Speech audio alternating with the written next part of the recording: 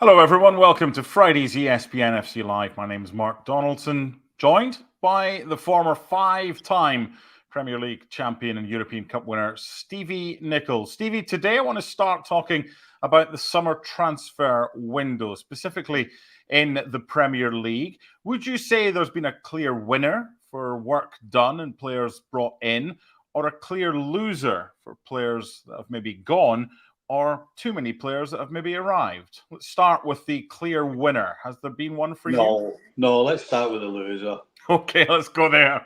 Come on. I mean, it's got to be Chelsea. I mean, how many players have they signed? 13 in this summer window? Something crazy like that? And yet they're no further forward again. I mean, they won against Sevilla yesterday, but it was absolutely atrocious. They've got booed off at half-time. I mean, what is going on at Chelsea? I mean, you talk about mistake after mistake. The left foot doesn't know what the right foot's trying to do. I mean, the fact that they signed João Felix, I mean, that in itself should make them the biggest loser. I mean, just he was a bust the last time he was there.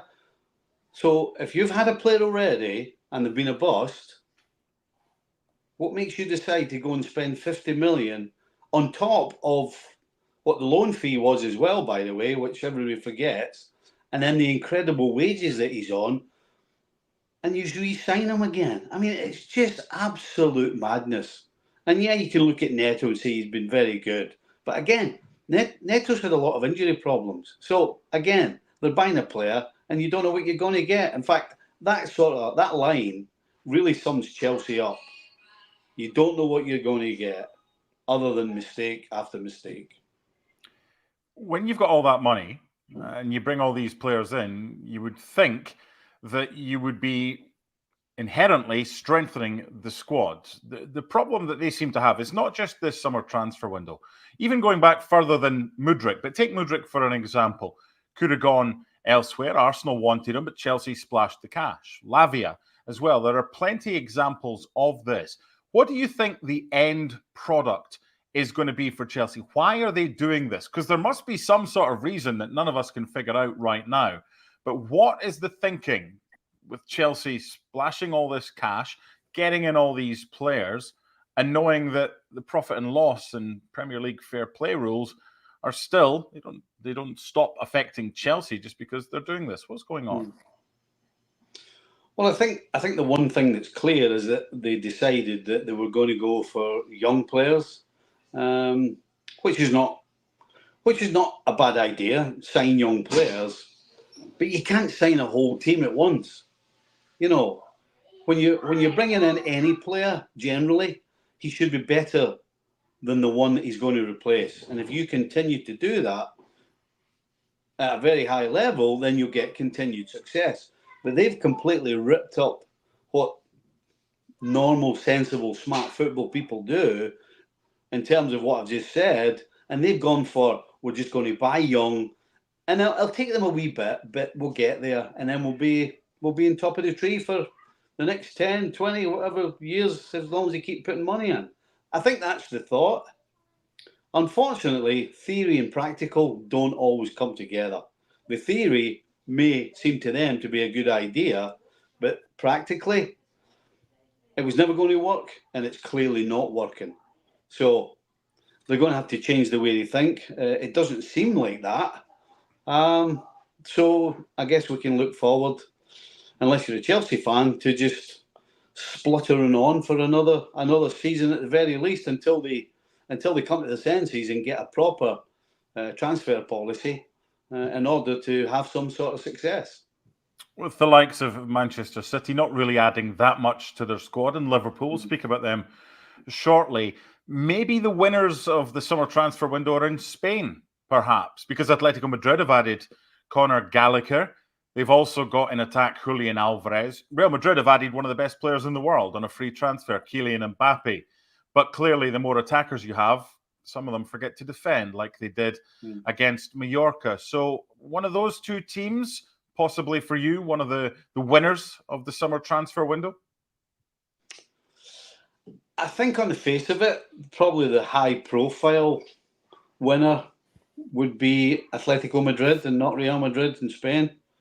You know, Mbappe. We knew Mbappe was going to be going there. Not a surprise. Obviously, it makes them better, but you know, we didn't see what Atletico Madrid were going to do. And obviously, Conor Gallagher seems like a new Simeone. You know, he plays the same sort of way that Simeone did. You know, you mentioned Alvarez, but they've also signed Sorloth, who actually scored on his debut. And defensively, they've got the Spanish Euro winner in Normand as well. So, you know, four profile signings, four signings that will play.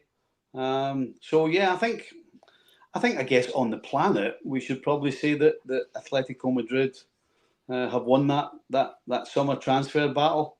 I think in the Premier League though, I would have to look at somebody like West Ham. Yeah, they've had a good signings. Yeah, I mean they've signed 3 players in particular that will definitely start. You know, Kilman will start at the back. Wan-Bissaka obviously will start as well. Up front, I don't think Anthony's going to start. Help me out here. I'm trying to remember who they signed up front. Füllkrug. Well, Mikel Antonio was there. They've signed Füllkrug. Yeah, Antonio attack. won't They've still got Kudus and they've got Jared Bowen as well. So yeah, they've but got threats. Füllkrug's the one I was forgetting. So Füllkrug's going to start. I mean, there's 3 starters who are better than the players they're going to replace. Now that's how you make transfers. You get rid of players who are giving you good service, and you bring in a player who's better than the one you had before. And they've done that with 3 players who are going to be starters. That's how you do it, Chelsea. So I would say West Ham in the Premier League won the transfer window. I guess some would say Man United, but the difference between the West Ham signings and the Man United signings are that the Man U signings are going to have to play out the skin to make a difference because they have to get in top 4. I don't believe that's what West Ham have to do. So I expect a bigger jump from West Ham than I do from Manchester United. Continuing that theme of Manchester United, you as a player, you had a smaller squad at Liverpool, but as a manager, you had what was available for the funds that you have at the Revs when you were in MLS. With regards to Manchester United, he's signed a lot of former Ajax players he knows. I mean, Xerxes come in, Mazraoui's come in, De Ligt has come in. He's already got Martinez there, Erik ten Hag. When you were looking to add to your squad, did you find it potentially beneficial if they were available, players that you knew because you'd coached them before? Well, yes, I think that's very much a common sense and smart move. If you know a player, you know what you're going to get, and he's better than what else is available, then that's what you do. Again, that comes down to common sense. The problem Ten Hag has is that previous signings from Ajax, Martinez, maybe you could say, has been pretty good, but certainly for the amount of money, you're expecting a bit more. But Anthony, crazy price, what was it, 70 million, something daft like that, has been absolutely awful.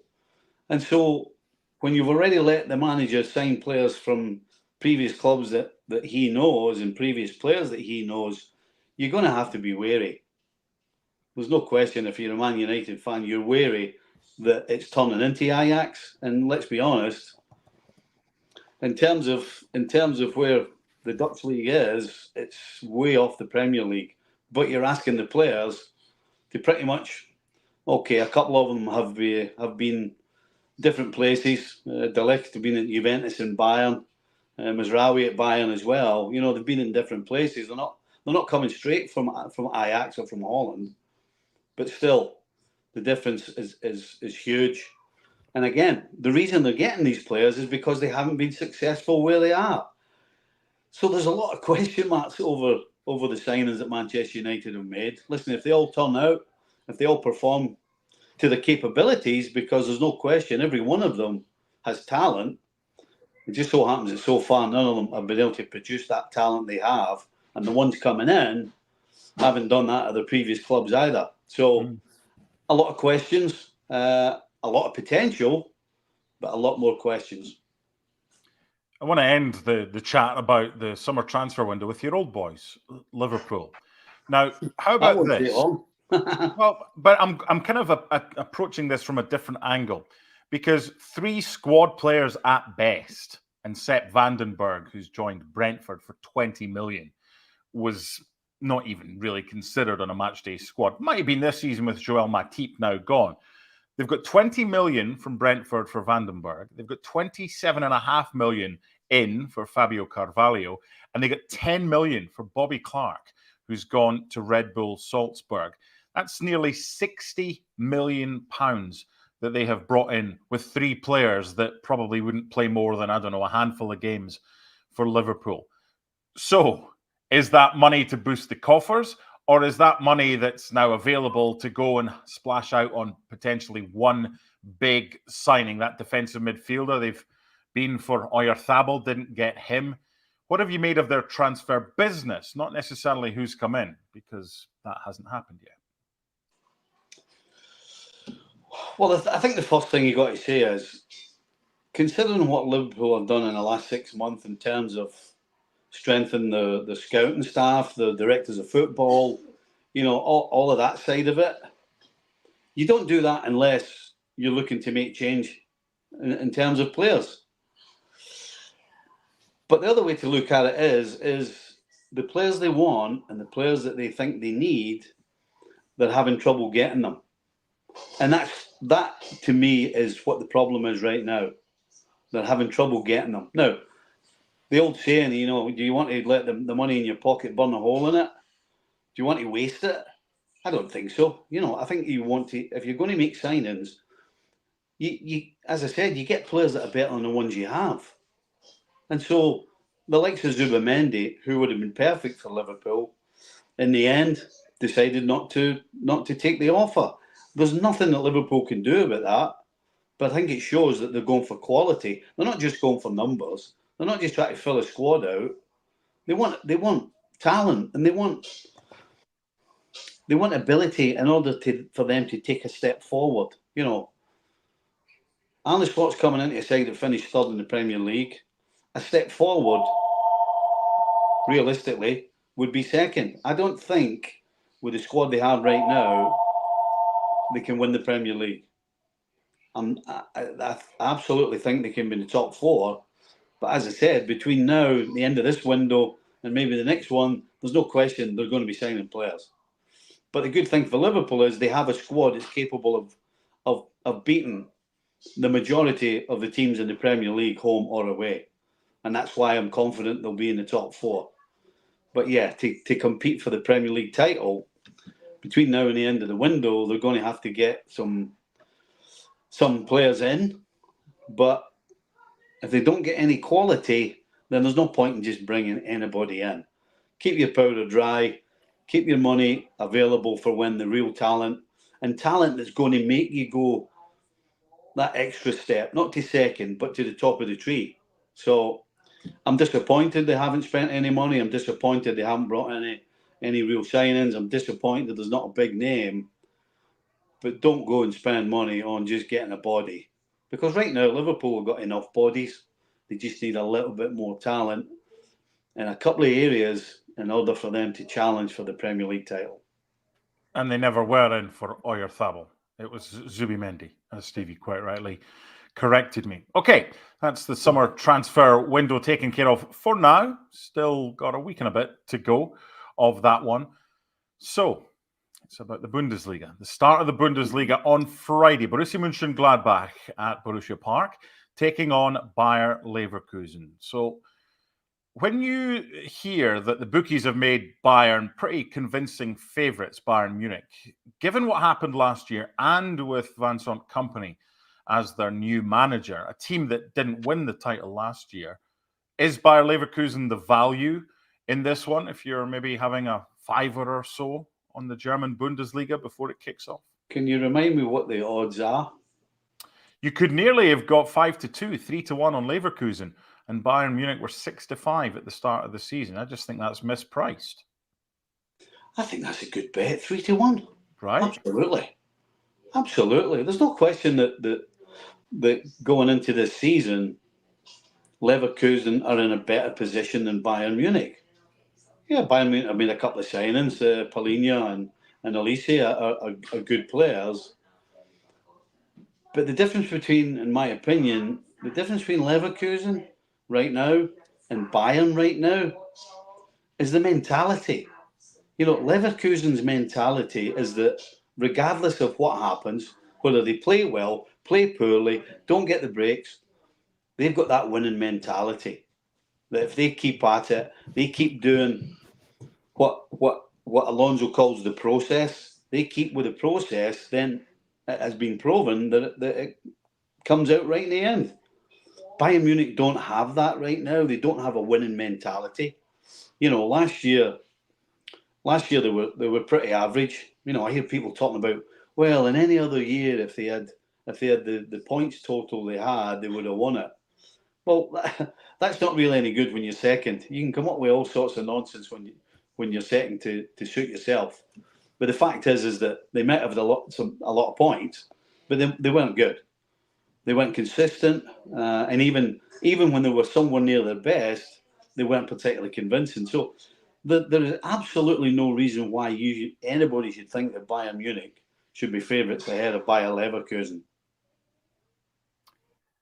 What about Bayern Munich and the way that they got Vincent Kompany, given that everybody else who might have been available and others who were linked with the club? How big a surprise was that they went for a man who has previously been at Burnley, didn't do great there. They were relegated, although it was tough. Yet he's the chosen one for the Bavarians. Listen, I guess if you're Vincent Kompany, you've won a watch. I mean, to get such a prestigious job as this, with the CV that he has, in previous years, you would have absolutely no chance. They wouldn't even have looked at you twice. But the fact is, Bayern found themselves in a position where nobody of any pedigree, certainly on paper, was interested in taking over a club who, although they have good players behind the scenes, you're not sure who's in charge. You certainly don't think you're going to be in charge. Who really is going to be running the show? So, anybody, as I said, with any pedigree has sidestepped it. And so Vincent Kompany finds himself in the hot seat. Now, I will say, and I'm just going to back up what I started with, I don't really think Vincent Kompany has to be an expert tactician or anything like that in order to get this Bayern side going. For me, 100%, it's about the mentality. You can't look at the Bayern squad and say it's not a good squad. You can certainly look at it and say that over the last 12 months in particular, other than Harry Kane, they haven't quite been at the best. And with the chopping and change of managers, that probably hasn't helped. But if you can bring somebody in who can get that mentality back, bring them together, because even when you watch them playing, they didn't look as though they were together, which is something that Bayern has always had. They've always been together, and they've always been dominant. And now they are way off being dominant. So, listen, I think it's about the mentality, and if you get the mentality right, then they will compete with Leverkusen. But there's no question Leverkusen are the favourites, should be the favourites. And at 3-1, I think that's a good bet. So do I. Is it a two-horse race, or are we forgetting Borussia Dortmund, who've spent nearly 80 million euros, although they did lose Füllkrug to West Ham? Yes, I do. I think these two sides, Bayern and Leverkusen, are a step above everybody else. You could look at Leipzig or Stuttgart, maybe. I mean, you're talking about Borussia Dortmund signing so many players. Again, when you sign that many players, it's tough to get them all together in a short period of time, particularly after the Euros and all the other competitions around the world. So it's going to be tough for them at the start of the season. Yeah, I think the top two are just in a different level to the rest. And it'll probably be a good fight, actually, I suppose, between the rest of them for the other two Champions League spots, or maybe even five. They almost got five last year, I believe. So that'll be interesting. But as far as the title's concerned, it's a two-horse race. Just finally on the Bundesliga, go back to Xabi Alonso, who did such a great job last year. He decided he wanted to stay. Liverpool were in for him. If Leverkusen don't win the title this year, does he still attract the same high caliber potential new employees like a Liverpool because of what he did last season? Is his stock remaining regardless of what happens in this coming season in the Bundesliga? Yeah, unless it's a bust, then Right. absolutely it will remain. Yeah, you don't do what Leverkusen did, and you don't do what Alonso did with his team unless you have ability in terms of coaching, in terms of man management. You know, all of the things that they did last year don't happen unless you have somebody who's controlling the ship that knows what they're doing, and people are responding. They're playing great football. I mean, yeah, if they don't win it, will it drop? Marginally, maybe. But unless they have a complete and utter collapse, then obviously questions will be asked. But I don't see that happening. They haven't lost anybody. They've added. He's got them so well run. I mean, last year they were like a machine. Yeah, are they going to go undefeated? Absolutely not. Yes, they're going to lose some games, but they're still going to be very good, and they're still going to be the team to beat. It sounds daft to say because footballers want to win every game, but it might not be the worst thing in the world if they start with a defeat, because that'll just focus them against Mönchengladbach. Of course, they're going to have to want to win, but the more this goes, you know what it's like. You played at the highest level. You went on these runs. Did you feel the pressure? Not really. It's generally people on the outside that talk about it more, and yeah, I mean, I understand what you're getting at with it. You know, a loss is going to help, but it's going to happen. It's just when it's happens. going to happen. But you know, if you could choose to lose a game, I would have said it would have been the Super Cup pre-season just to get it away, get it out the road. But as you said, you never want to lose ever, regardless. Halfway through that question, I thought, oh, he's going to hammer me for this. So thank you for not doing it. I was thinking about it, but I didn't. You should have done. Of course, you don't want to lose. But hey, the pressure, that's what they're there for. That's what Xabi Alonso was able to react very well with. Obviously, they lost to Atalanta in the European final. But what a brilliant season. Bundesliga begins again, a new season on ESPN Plus in the United States on Friday with Borussia Mönchengladbach taking on Bayer Leverkusen. We end today's ESPN FC. Stevie Nicol is going to get his crystal ball out with the Premier League Predictor. One of the best performances I thought of week one was Brighton. They beat Everton by 3-0. And now it's Manchester United for them. What do you say for this one? It's just, listen, as average at home as Man United have been over the last 12 months, it's still hard to bet against them at home. You know, they didn't play particularly well last week against Fulham. Yes, they were better. They had a couple of chances. But overall, it was hardly an inspiring display. This one's at Brighton, though. This one's at Brighton. Yeah, but with all due respect to Everton, a win at Everton against 10 men is hardly knocking down Hadrian's Wall. You know what I mean? So I'm not really looking too much into what happened with Brighton at Everton. I just think Manchester United at home, it's very difficult to bet against them. And Brighton might go into this game a little bit cocky. They might be thinking the same as you, that beating Everton 3-0 away means that you're just really good and we're going to go everywhere and outplay teams. It might be a wee bit of a wake-up call for them. Maybe a wee bit wake-up call for the manager as well. I just think United at home will get it done. Get it done. Not be brilliant. Get it done. The game's at Brighton. Oh, beg it. Man, it's okay. I beg your pardon. Oh, God. I thought the game was at Old Trafford. No, the game is at Brighton. Brighton were away first week. Man United were at home. So. You could have stopped me 10 minutes ago. Told me. I did. And we went, yeah, it's okay. Don't worry about it. So now what do you think? Brighton against Man United at the Amex? I'm going to go for a draw. Okay. I'm going to go for a draw, yeah. Yeah. It's a completely different ball game away from home. No question.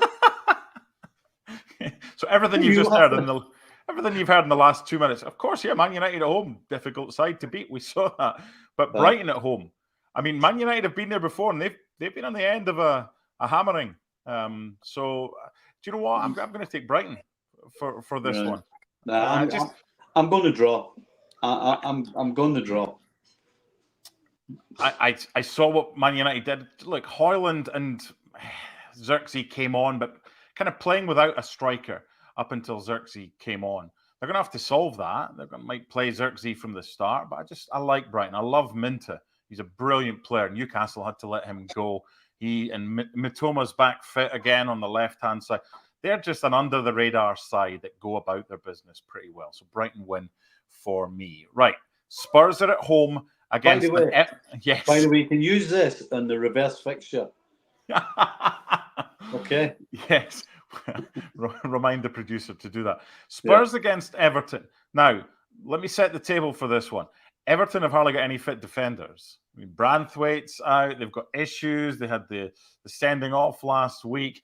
But Spurs don't have Solanke. He has been rolled out for this one. So Son or Richarlison likely to play through the middle. Spurs or Everton on week 2 for you? What do you think? Right. So question 1, Spurs are at home, right? It's at Spurs. Look, regardless of whether Spurs were at home or whether the game was at Goodison or whether it was in the park down the road outside of Goodison or anywhere else on the planet, I don't see where's Everton going to get a win from? I mean, I just don't see it. I think Spurs will have had a rather large kick up the backside from Postecoglou after the last game against the last game at home. Away from home against Leicester, where they drew 1 each and they should have been 3 or 4 up. So Postecoglou is going to be all over his Spurs team. And as I said, they're playing against an Everton side that, I mean, really, where's a goal coming from? Where's a clean sheet coming from? I just can't see anything other than Spurs victory.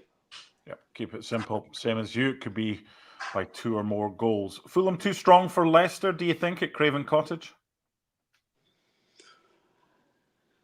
I think so. I was disappointed with Fulham at United last week. You know, they looked as though they were a little scared, and they shouldn't have been. They had opportunities to go forward, and when they had those opportunities, for some reason they didn't really go for it. So I was really disappointed with Fulham.